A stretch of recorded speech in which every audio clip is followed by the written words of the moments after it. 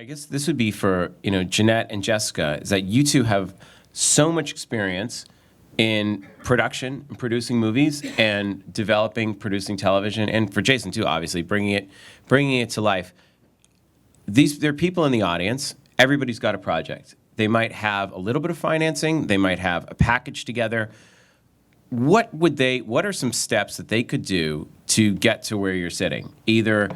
I'm not saying necessarily get it to Blumhouse. Is there any advice you would give to any producers that are just starting out, that want to make their first movie, that want to either get it into the Blumhouse system or get it out, or do the way you guys have? Because you guys have dealt with so many directors that have come across that have made it there. Is there any common trait that you found among them, or producers that got them to ultimately where they wanted to be? I'm trying to think. Well, for me, I was where you guys were sitting 7 years ago when this conference first started, and I was in the audience, and I was fortunate to be paired up with Jason on Paranormal from DreamWorks. Steve Molin called me and put me on the project for Jason. And I always have taken the point of view of following my heart, and I found somebody that I could work with who had the same passion and vision of filmmaking and giving it to a director, and that partnership just kept going and blossoming and blossoming and blossoming to the point where I couldn't line produce any more of his films and had to come in-house. So I encourage partnerships, and I encourage following your heart and learning as much as possible. And for me, I like vision boards. I like putting on the board, what is it that I'm doing, where am I going, and how do I get there? And that gives me a list of things to go through in order to get to that point. Okay, I need to find a like-minded attorney. I need to find a like-minded, whoever, creative person for the project. Anything that I need in order to get that done is how I've operated in my career through putting things together. I love that. A vision board. Maybe for people that haven't done that in the audience, is there what's a basic version of that they could do? Well, some people are visual and some people are more word orientated. So if you're visual, then cut pictures out. And one of the things on my vision board is I want to own the Culver Studios. So I have a picture of the Culver Studios. Okay, perfect. Perfect. On my vision board. But I haven't seen that on the vision board. Yeah. Okay, good. Well, I help you with the company there. I help buy. Yeah, that one says Brill House, not Blumhouse at the top of that. So we're getting. Didn't you know that we're moving over to the Culver Studios? Okay, good news.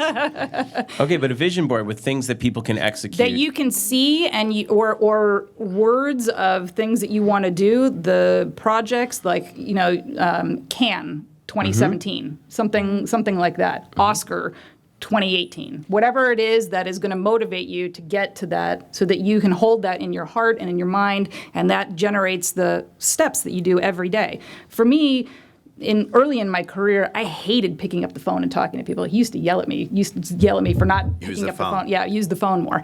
And I finally got past that I'm going to say quirk that I had of not wanting to physically talk to people on the phone all the time.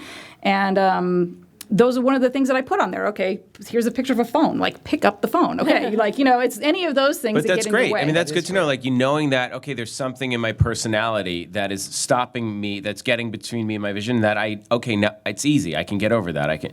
But also what you said about finding the right partner. I think that's really. I think Jessica. the partnership thing is really, I think when I was coming up as an independent producer, I was lucky my brother's a writer, so it was a natural writer-producer partnership that I had off the bat. But I think that I just kind of figured out that it's not, a lot of producers run around and collect material. They find a great script or a great director and they kind of go, oh, this is mine, I'm going to shop it.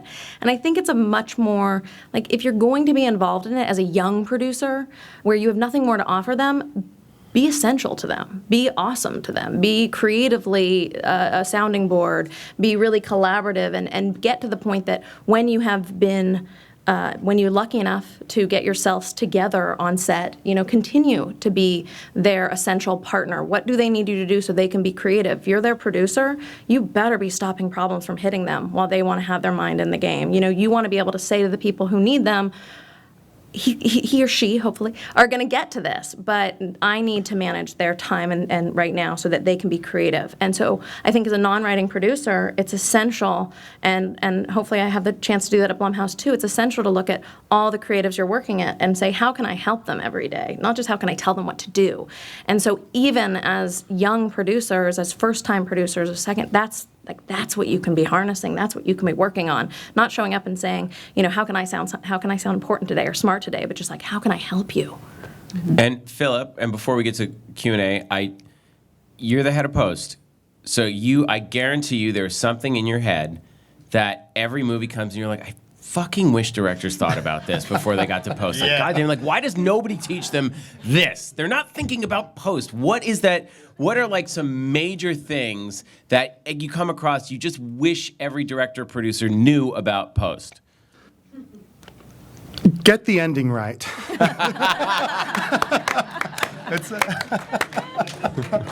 Well, that's, by the way, that's something you often can't tell. You don't know that until you watch it with an audience. People go, you what? No, you didn't love it." We redo a lot of endings. Yeah, we do a lot of endings. Well, and there's something that we're starting to do now that I think is really essential. It was actually Jason's idea. Storyboard it out, animatic it. If you can somehow see it with a little bit of sound, with a little bit of music, and some actors reading a script, you'll see some things, some problems will come across in that format that just won't come across on the page. It's gotten a lot cheaper to do that with storyboards and voiceover. You can almost see terribly animated, but you can almost see an animated version of your movie really cheaply. Yeah. And if you do that, you can really iron out a lot of problems that you won't have caught until you actually shot your movie otherwise. So that's great, because normally, and I think our minds are trained that if you're going to do your Michael Bay, you would obviously do storyboards and animatics. So you're doing huge robot explosion sequences. But you're saying that even on the movies that you guys are doing, dialogue scenes, scary scenes, stuff that's more contained, the animatics and the storyboards really help, huh? Yeah. Absolutely. Yeah, it's a big deal. That's great. Great advice. I will start.